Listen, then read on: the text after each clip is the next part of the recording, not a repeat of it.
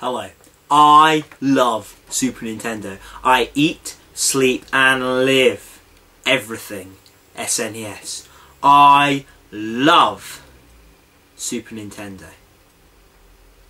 War is... Yeah! What is it good for? Absolutely nothing. Indeed. Anyway. War is one of those unavoidable parts of human nature. As long as man has been evolved enough to hold a sharpened stick, then war has existed. Whether for money, land, or survival, war has always existed, and despite what some optimists might believe, war always will exist. So, with such a positive outlook on life, varying media outlets have taken advantage over the years.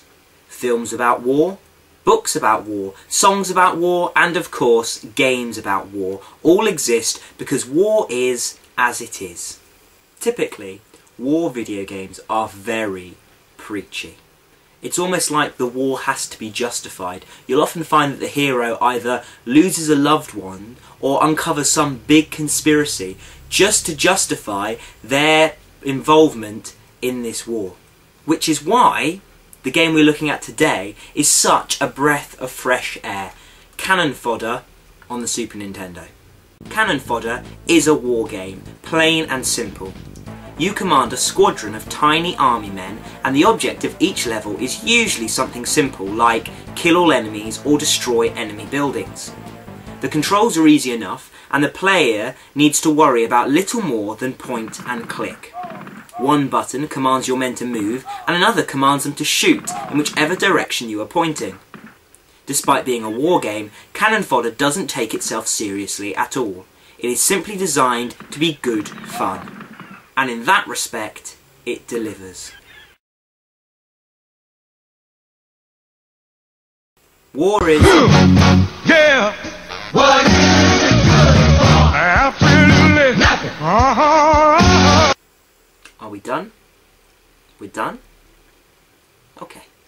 On the whole, not glamorous. Sure, the movies make it look amazing, with John Rambo nuking thousands of Burmese soldiers, but in reality, war is not like that. And many video games nowadays know that. Which is why there is often some huge rationalisation with an overcomplicated storyline as to why the killing of thousands of strangers is okay. Okay, fine, if that's what you feel you need to do, but this is a video game. I don't need rationalisation. I know it's not real. I know I'm not actually killing people. They don't actually exist. So why do I need all this rationalisation to make me feel better about myself? If I'm entirely honest, if I'm playing a war game, I'm only trying to kill a bunch of imaginary people. It's not real. I know that. So I don't need an overcomplicated storyline. Which is where Cannon Fodder comes in. Cannon Fodder is simple. Start a level with a certain number of soldiers and kill all enemies. No long backstory, no need for rationalisation. I've been sent to kill a bunch of people, and that is what I will do.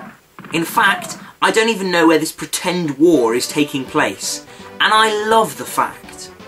When any of your characters die, they are quickly replaced by scores of other hopefuls, and a cute little grave appears on a hillside. No monologue, no crying soldiers lamenting about whether any war is worth a man's life. The game says, these soldiers died, have some more. Love it.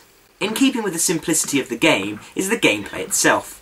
Levels consist little more of walking around a level, killing everyone who moves, and blowing up all buildings. It's the simplicity of the game that makes it such a beauty. Complicated, well-written games are all fine and good, but sometimes I just want to pick up a video game and kill someone. Now, is it sick or perverted to think that this game is funny? Probably, but shucks, I'm a sucker for sickness. I can't help it. The funny little soldier dudes with their daft, over-the-top names are adorable. All the pained cries of the enemies as they die, and the way their bodies bounce around the level makes me laugh. It's the same style of gameplay that makes the first GTA game so popular. I shouldn't laugh at this, but I just can't help myself. Even the small things, such as the game keeping score of how many dead there are on each side, the game's slogan, which read, "War has never been this much fun," and even the name of the game itself, which is a derogatory term for soldiers who are treated as expendable. Everything about this game is meant to be satirical and should not be taken seriously. Not only that, but the music is badass.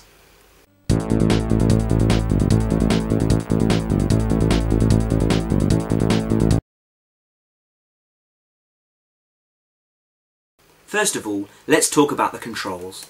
They're fairly simple. You use the D-pad to move the cursor, and then one button walks whilst another button fires. If you press the walk button whilst you're firing, then you throw a grenade toward wherever the cursor is. The problem is that for such a simple control system, it's actually really complicated. Even now, I can't tell you for definite which button is walk and which is shoot. I think that the B button shoots and A walks, but I couldn't say for definite, and I've just played the game for 2.5 hours. Far too many times I find myself walking towards an enemy when I meant to shoot at them, and this usually leads to me dying quite ceremoniously. Maybe it's my fault for not taking the time to mark the buttons or something, but you would think with so many buttons on the control pad, they could have issued 2 buttons that weren't so close together so that you could distinguish between the two. In all honesty, the graphics are also a little uninspired. I know that this game wasn't designed with graphics in mind, and it is very similar looking to games like Worms and GTA, both which were very popular in their time. If I'm playing a game like Cannon Fodder, I'm not necessarily looking for decent graphics, but there are a few troubles. For a start, the map is pretty useless. It really only shows the layout of the land, and so if you are looking for the last remaining enemies or building, then the map is pretty useless. Also, at times the enemies blur too much into the background and you don't see them until it's often too late to do anything about it. Finally, each of the levels have very similar objectives. They do vary at times, but the majority consist of killing all enemies or destroying all buildings. That's all well and good, but a little variation may work better. After a couple of hours of playing Cannon Fodder, it all gets a little samey, and you start hankering for something a little different.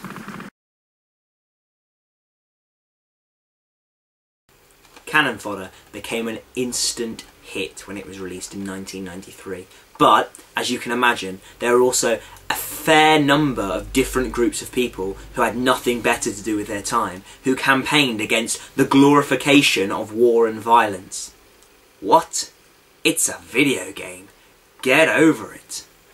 Those people who could get over it and saw past this glorification actually found themselves a really decent game.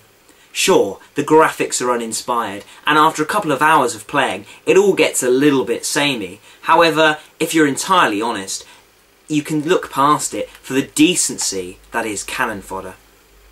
Now, we're looking at a very impressive 86% for Cannon Fodder on the Super Nintendo. Cannon Fodder is a decent, enjoyable game that doesn't take itself too seriously and expects exactly the same thing from the players.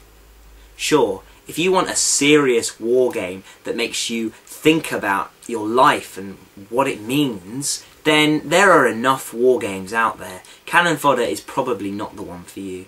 However, if you just want a decent war game that doesn't take itself too seriously, you can do much worse than Cannon Fodder. I would suggest that you give it a go if you think you're hard enough. After all, let's be honest, it's only war. Yeah!